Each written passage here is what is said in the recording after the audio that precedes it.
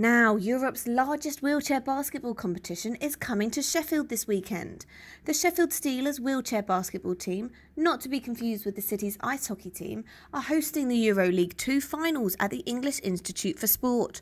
Our reporter Nathan Alban has been along to training as the Steelers make their final preparations. The sound of bouncing balls on a hard indoor court can only mean one thing, right? That's it, basketball. However, at this sports hall within Sheffield's Princess Royal Spinal Unit, it's wheelchair basketball which is being played. With 12 wins from 12 so far in the British League, Sheffield Steelers were asked if they wanted to host this year's EuroLeague 2 finals. We jumped at the chance there. They're giving us the opportunity to have it. 7 other of the best teams in Europe come to us, play on a home court. That's Steelers captain Mark Schofield. You know, we're not going to turn that down. But that said, although this is EuroLeague 2 and there's still a couple of divisions above this, it's also the only tier of the EuroLeague that we've never won in our history, so we're trying to complete the set. Despite players being strapped into wheelchairs, the rules are much the same in this sport as they are in able-bodied basketball. The only major difference being that you have to bounce the ball once for every 2 pushes of your wheel, rather than for every 2 steps taken. Mark, I've seen plenty of flailing arms, clashing wheels and even toppling of chairs out here. What do you think are the main skills involved in being a good wheelchair basketball player? It's all about chair control. Getting in the basketball chair is a kind of new sensation.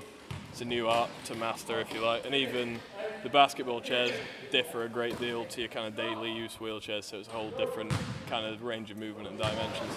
Let's go, let's push on, let's go at them. I'm now with team coach Kev Hayes. Kev, I've heard you've got a particularly strong team this year. Yeah, we have. Yeah, we've got ex-Paralympians and we've got 5 or 6 GB players in at the moment as well.